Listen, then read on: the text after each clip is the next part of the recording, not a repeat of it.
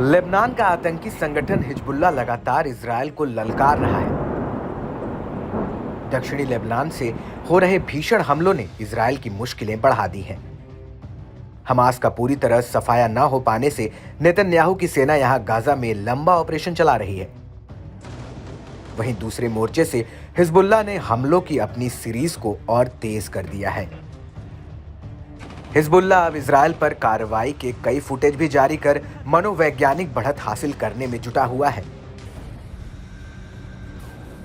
Hezbollah की ओर से जारी ताजा वीडियो में देखा जा सकता है कि चरमपंथी संगठन के लड़ाकों ने अपनी मिसाइलों से हदाब एटा हाइट्स में इजरायली कब्जे वाले समूह पर निशाना बनाया। इतना ही नहीं, लड़ाकों ने सीधा हमला बोलते हुए अल मनारा बस्ती में एक इमारत पर भी हमला कर दिया। ऐसा दावा किया जा रहा है कि इसमें इजरायली सैनिक तैनात थे। रिपोर्ट्स की माने तो हिजबुल्लाह ने कत्यूशा रॉकेटों का उपयोग करते हुए दिशोन रीजन में इजरायली तोपखाने पर भी धावा बोला है। साथ ही खिरबेट मायर में भी दुश्मन के अड्डे और उसकी स्थिति को निशाना बनाया। दरअसल लेबनान इजरायल बॉर्डर पर हिजबुल्लाह और इजरायली सेना के बीच संघर्ष तेज होता जा रहा है। हिजबुल्लाह इजरायल के खिलाफ नए हथियारों का इस्तेमाल कर रहा है। यही वजह है कि इन आधुनिक हथियारों के इस्तेमाल से इजरायल को भारी चोट पहुंच रही है।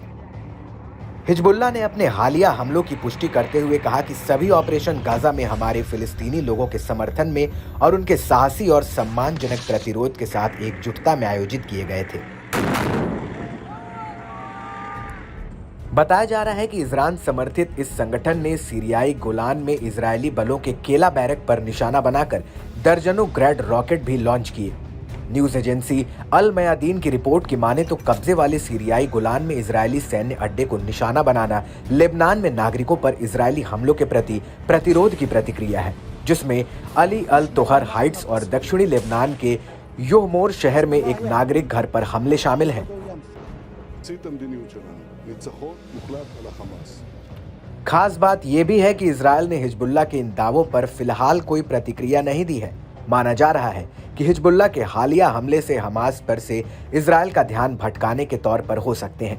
ऐसा दावा किया जा रहा है कि इजरायल गाजा पर जमीनी हमले कर बड़े चक्रव्यूह में फंस गया है। वहीं दूसरी ओर हिजबुल्लाह ने भी अपना रुख साफ नहीं किया है।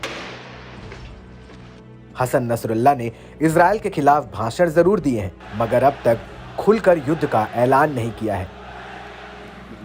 ऐसे में आने वाले दिन इजरायली पीएम नेतन्याहू के लिए किसी परीक्षा से कम नहीं होंगे।